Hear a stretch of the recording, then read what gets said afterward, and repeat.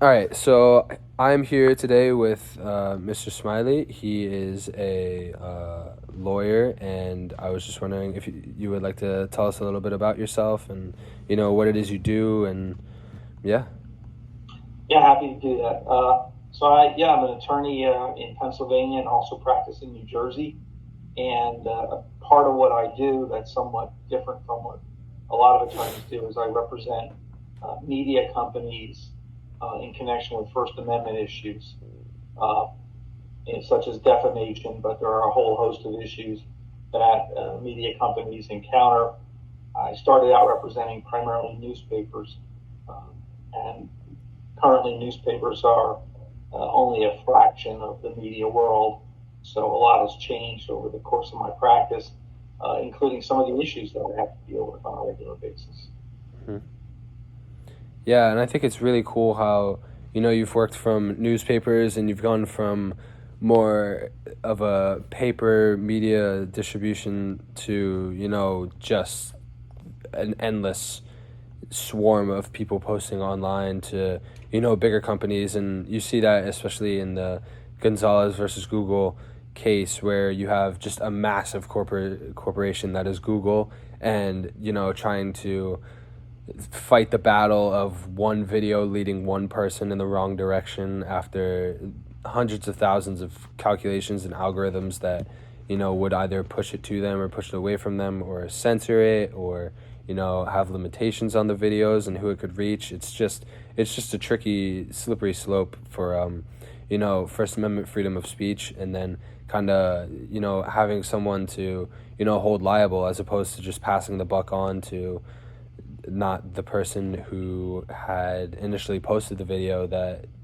may have led to the 2016 Paris bombings, but passing that up to, okay, we're going to sue Google. That's at least what they tried to do. Yeah. Uh, you know, uh, you mentioned the sort of the development of the algorithms, and that's a huge portion of the issues that are just coming to the forefront now, including the various states' efforts to regulate social media and social media platforms. But in the past, when we had dissemination of information, there weren't algorithms, and if you wanted to find something, you had to look for it closer to the source. Hmm. Now things are published and republished and posted and reposted. It becomes harder and harder to know what the source is and what the actual truth is behind what you're seeing.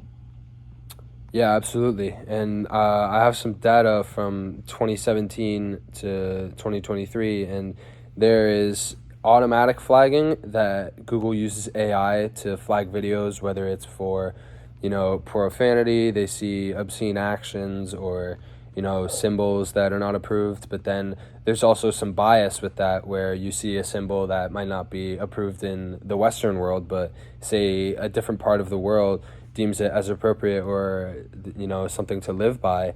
And so I'm looking at the fourth quarter of 2017.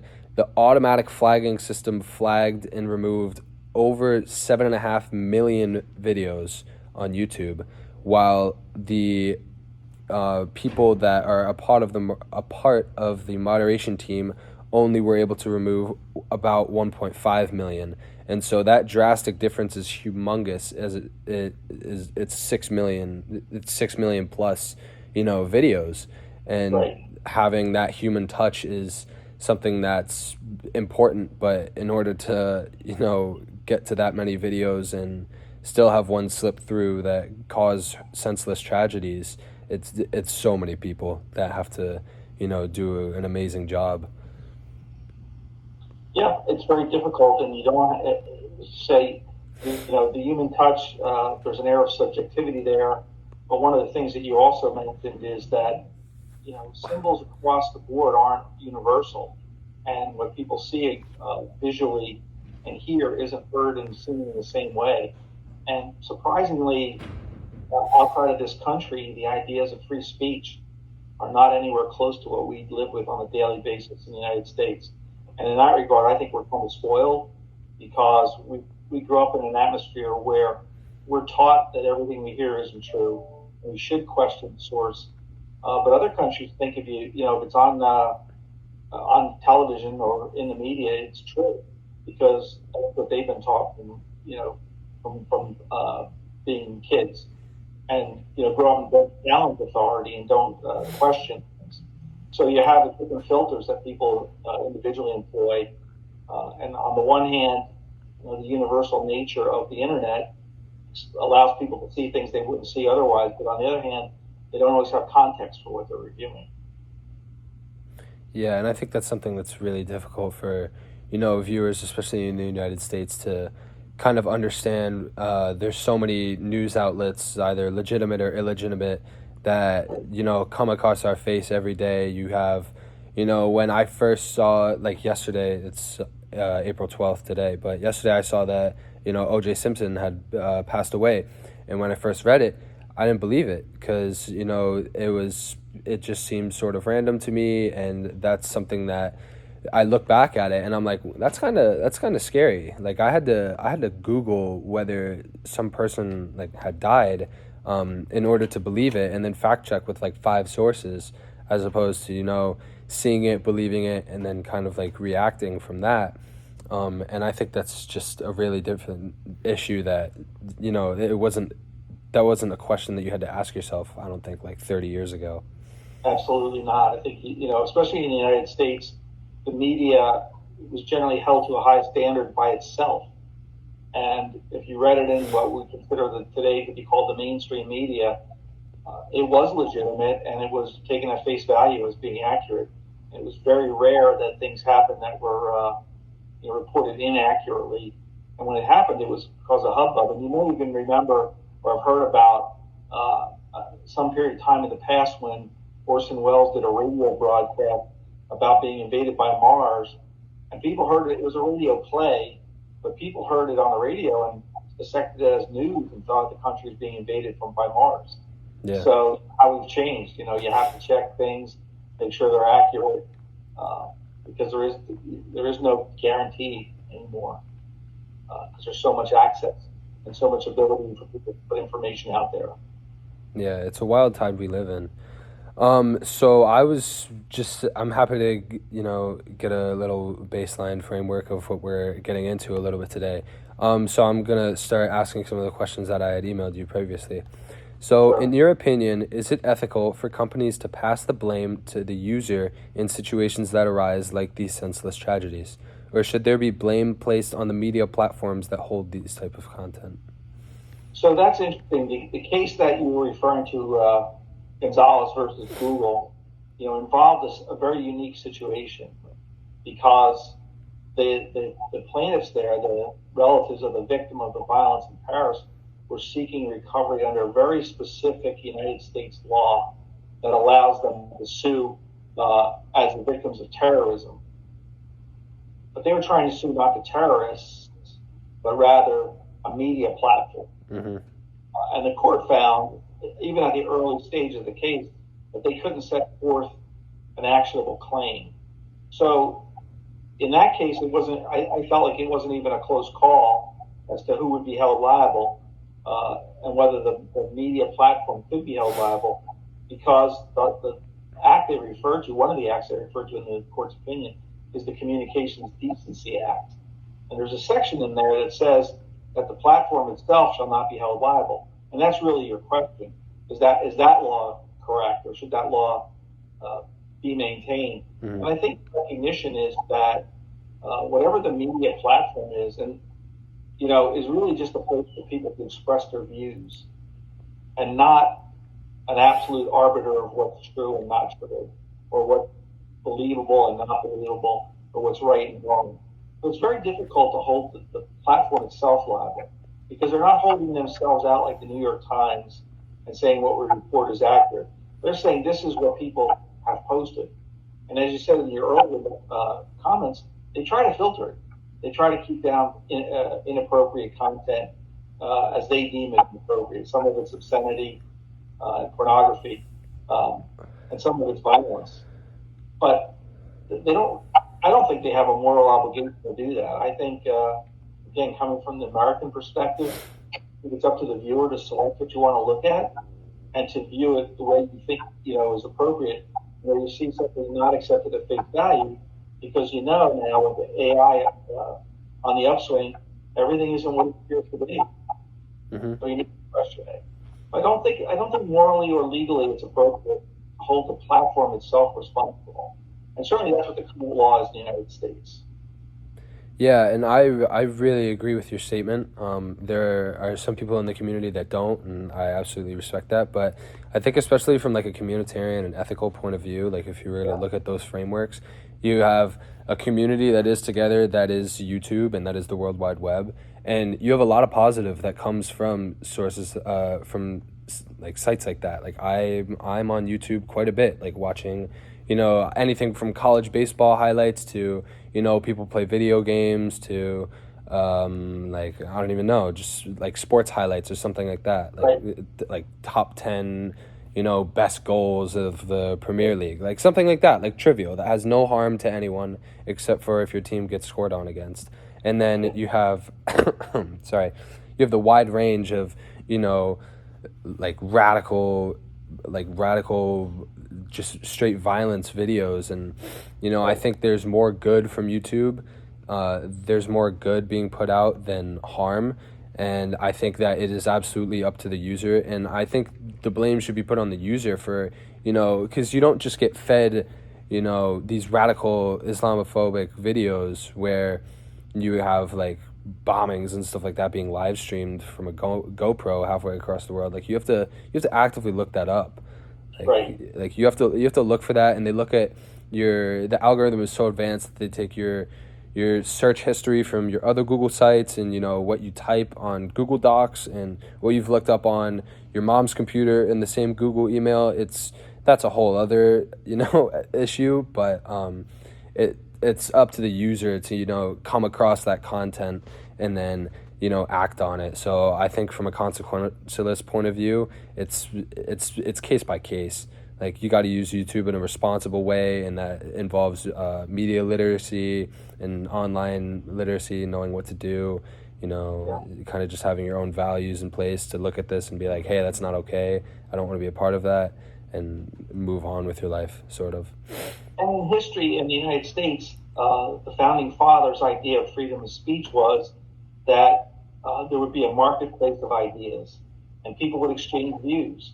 And then the rational listener would make a personal decision as to what they accept and wouldn't accept, because they weren't forced to accept one thing or another, but they would hear from the left and they would hear from the right, and then they would weigh the options and say, well, this can't be true, or this can't be true, or I don't agree with this, or I don't agree with that. But they expected every listener or viewer to self-inform themselves, and not just accept anything as black and white. Yep. And that's really one of the whole ideas behind the First Amendment, which is a lot of speech is protected, even if we disagree with what's said. The right of the speaker to say it is protected, because we should challenge that. We should think of that in our own minds and use our own intellect to break that apart and see if it's something that we agree with. And then, of course, you have other things too outside of the speaker and speech itself, which is the community, the people you live with, who you can bounce things off of. I do think it's scary and maybe dangerous with the idea of somebody in their mom's basement just watching terrorism all the time, and whether that somehow radicalizes them or insensitizes them to violence. But they have people around them and places they can go to get a breath of fresh air and to ask about that. Nobody's tied to a monitor or a screen. Mm-hmm. You have the ability to turn it off and walk away. I think that's important. People need to exercise that, their self-determination in that regard, and make choices as to what's healthy for them. Yeah, I absolutely agree. And I think that the point you brought up about, the founding fathers understanding that there's going to be like a wide array of thoughts being spoken out, that even goes back to, Enlightenment times, where you have people, questioning thought, like almost like a scientific method, sort of, to understanding news and what's happening in the world around you. Don't just believe things, but be critical, make them prove it to you, and supply data and stuff like that. And that's something that a lot more intelligent people have started doing with fact checking stuff and seeing if it's AI generated, or cross referencing with more reputable sources that aren't so politicized, like just like sites like that. But there are also a lot of people out there that haven't gotten around to that yet, and so I think that's what can make things a little tricky for the population. Yeah. So do you think that any kind of disclaimer in user agreements would help insulate social media channel hosts from liability? And does the bill recently passed in Florida to limit social media use to certain age groups help or hurt this cause? Well, these disclaimers have limited applicability. As a lawyer, I recommend my clients to use them in the sense that you want to be upfront in terms of what you're willing to accept as your responsibility and not accept. On the other hand, that people don't read them. Yeah. So they have limited effect. I know that it says by using our site you agree to our terms, but I don't know how effective that really is. Legally, it can be effective, but just as the Gonzalez case demonstrates, there are already limits in place as to who's going to be held liable. Now, I think the Florida law, as I understand it, is aimed at restricting access based on age. Yep. To me, there's a balance between what the family should do and what the government should do. Mm-hmm. But I think we're in an era right now. It's another period of change. We've had a lot of different changes that seem to be accelerating in the recent past because of what we call the information age, the explosion of information that's out there. And we're struggling as a group, as a community, with how to regulate that and how to process it. And you've probably seen on television the advertisements about banning TikTok and whether banning TikTok is a violation of the First Amendment. Yep. And I understand that's a good argument because the user should be able to make a choice of whether they want to subscribe to TikTok or watch it or not. On the other hand, I'm concerned that the Chinese government is paying for those commercials. Yeah. And they're trying to influence us by telling us what our First Amendment says. Mm-hmm. But, I'll think about that myself and make my own choice. And if I think TikTok is dangerous, I won't use it. Yeah. If I think TikTok is innocuous and not problematic, then fine. But if I end up with my data stolen, because it is a subterfuge, well, then shame on me, right? The word is out there. People are putting warnings out. And everyone has to make their own choice. Yeah. Yeah, and I completely agree with the fact that everyone has to make their own choice. I mean, that's just my, Eastern Pennsylvania upbringing that's, taught me, like, you have to look at what's put in front of you and decide if you want to be a part of it or not, and you have to be a leader enough to, understand that if you don't want to be a part of it, you have to get out. You have to, not take part in it, and that's something that people need to start deciding on, things like, banning social media and not letting their 8-year-old have TikTok. Right. There's obviously levels to it in a nuclear family, what their values are and stuff like that. And there are a lot of ifs, ands, or buts to be in that argument. But I think understanding, what you're looking at, what you're giving your kid access to, is really important as a parent. And I think it's unethical for the state to ban just a social media or the country to ban one overall. But I think with consequentialism, you have to look at it and be like, all right, I'm willing to take this risk. Like, the ends do justify the means, because I'm scrolling for hours and, being entertained and maybe learning something or, finding out a new hobby. But there's an off chance that my data is going to be sold and, my bank could be, emptied out to zero at any given point. And, it's something for the user to have to tackle, as opposed to, just like a complete, utter ban of it across 50 states. Right. If you use TikTok on your iPhone, you wouldn't blame Apple. Yeah. Your data got stolen. If you're the one who, downloaded the app in the first place, and whatever may have been buried in the code, we don't know. but you made yourself vulnerable to that. It's great to have people regulate it, monitor it, and make sure that it's safe for us. But on the other hand, at some point, we know there's only so much that other people can do, to protect us. Yeah. So we need to be self-motivated, self-starting in that regard, and at least think critically and ask the questions. Yep. And I really like that you brought up the, you wouldn't sue Apple thing. And I think that ties with the Gonzalez Google case a lot. And I brought this up in class, but it was just a question that I had. Like, how much of this do you think is the parents trying to, get some compensation out of it, like get something positive? It seems like wrong to say that, their kid dies and they immediately look for a cash grab. But I think it's really difficult to, like, the stretch that they made to go from, okay, my kid in 2016 was blown up during a horrific attack, and then go from, all right, there's a good chance we know who did it. There's a good chance we know the country they did it. We know what their beliefs are, and that they're radical in their beliefs and what they want, and like the chants that they say about the United States. But let's go to Google and YouTube, who just happen to have this type of video when there are like dozens of other media platforms that have them. Like, I'm sure there's stuff about it on Facebook and, Instagram, and even previous ones. Like, you have the very start of social media with like MySpace and stuff like that. Like, that stuff was still around and those attacks still happened, but no one went in 2005 and was like, oh, my son got blown up in Afghanistan, let's sue MySpace. And there are a lot of main chat rooms and chat boards and communications that aren't Google, but that different groups are using to communicate. They're as equally as responsible, maybe more so. Yeah. Google's kind of a lot more content neutral. Mm-hmm. But it's horrible that anybody gets killed by terrorism, whether it's choosing the wrong place at the wrong time. But it's a horrible terrorist act anyway. But the law that they were proceeding under was to allow them to sue ISIS. Yeah. Because they're the ones who committed the act. Yeah. And that's really the people that are responsible. Mm-hmm. And if they prove more than that, if they can get to a government or a state and get assets that way, then I think that's what our law was trying to promote. Mm-hmm.